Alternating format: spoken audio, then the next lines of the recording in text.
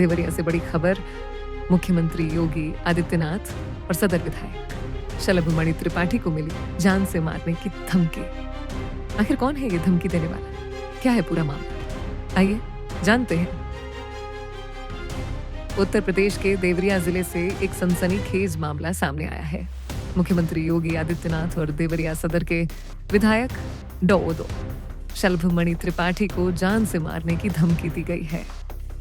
धमकी एक email ID MD Siraj से भेजी गई और सोशल मीडिया के कमेंट बॉक्स में भी पोस्ट की गई।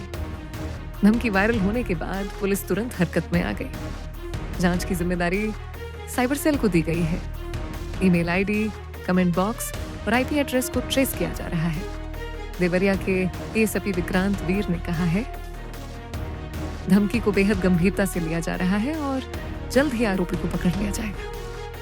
ये सिर्फ एक विधायक या मुख्यमंत्री को धमकी नहीं, ये कानून व्यवस्था को खुली चुनौती है। ऐसे लोगों को बख्शा नहीं जाएगा। धमकी के पीछे कौन है? क्या ये मजार विवाद से जुड़ा है या किसी बड़ी साजिश का हिस्सा? धमकी में साफ लिखा था, मजार को छू कर देख लो, सदर विधायक को गोली मार देंगे और मुख्यमंत्री योगी आदित्यनाथ का हाल भी बुरा कर देंगे। ये धमकी उस विवाद से जुड़ी मानी जा रही है जो गोरखपुर रोड पर रेलवे ओवरब्रिज के पास बने एक मजार को लेकर है। विधायक शलभमणि त्रिपाठी ने पहले मजार के अवैध विस्तार पर सवाल उठाए थे। जून 2025 में उन्होंने सीएम योगी से मुलाकात कर इस मुद्दे पर चर्चा भी की थी। देखिए, देवरिया में एक बहुत ही महत्वपूर्ण ओवरब्रिज है, उसका दोहरीकरण हो रहा है। वहाँ अक्सर जाम लगता है, आबादी बढ़ चुकी है। हम लोगों ने उस दिशा में प्रयास शुरू किया कि ओवरब्रिज का दोहरीकरण हो जाए। डिपार्टमेंट की तरफ से बताया गया कि ओवरब्रिज के ठीक बगल में मजार बनी हुई है और हमारे पास जगह नहीं है कि हम उसका दोहरीकरण कर पाएं। हम लोगों ने मजार के बारे में पता करना शुरू किया तो ये पता चला कि 1993 में जब माननीय कल्याण सिंह जी की सरकार गिरी और समाजवादी पार्टी की सरकार आई, उसी दौरान सरकारी भूमि को, यानी उसमें पीडब्ल्यूडी की भी जमीन है, उसमें बंजर जमीन भी है, गवर्नमेंट लैंड है, उसको रातों रात कब्रिस्तान और मजार के तौर पर तब्दील कर दिया गया। मैंने माननीय मुख्यमंत्री जी से मिलकर यह विषय उनको बताया। मुख्यमंत्री जी ने स्वयं तत्काल अधिकारियों को कहा कि इस पूरे प्रकरण की जांच की जाए। जो मुझे जानकारी मिली है कि जो जांच हो रही है उसमें ये स्पष्ट हुआ है कि ये मजार अवैध है, अवैध ढंग से सरकारी जमीन पर बनाई गई है। वहाँ पीडब्ल्यूडी की जमीन है, सरकारी लैंड है, बंजर जमीन है और हेरा फेरी करके 1993 में इसको मजार और कब्रिस्तान के तौर पर तब्दील कर दिया गया।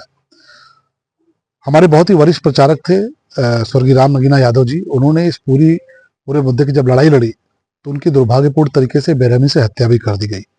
अब इस प्रकरण की जांच चल रही है।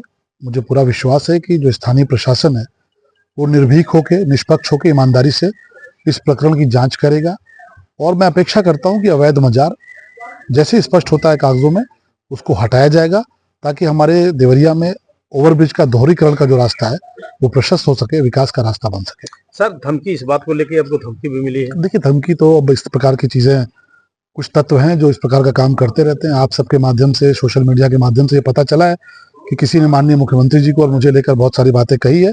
हम लोग सनातनी लोग हैं और इस प्रकार की गीदड़ भभकियों से हम डरते नहीं हैं। मोदी जी और योगी जी के राज में जो दहशतगर्दी करने का प्रयास करेगा वो कुत्ते की मौत मारा जाएगा। तो इस प्रकार की धमकियों से घबराने की बात नहीं है। देवरिया की महान जनता मेरी भाग्य विधाता है और महान जनता, देवरिया की जनता के संरक्षण में पलता बढ़ता हूँ। मुझे किसी से कोई खौफ नहीं है। और बाकी जो इस प्रकार के तत्व किस प्रकार के सर? सोशल मीडिया पर मैंने देखा, उसमें बहुत तारीफ की बातें हैं, गोली चलाने की बात है और आपने देखा ही होगा। तो ऐसे तत्वों को बहुत महत्व देने की आवश्यकता नहीं है। लेकिन गीदड़ भभकी देने वाले लोग और दहशतगर्दी का सपना पालने वाले लोग मोदी जी और योगी जी के राज में कुत्ते की मौत मरते हैं।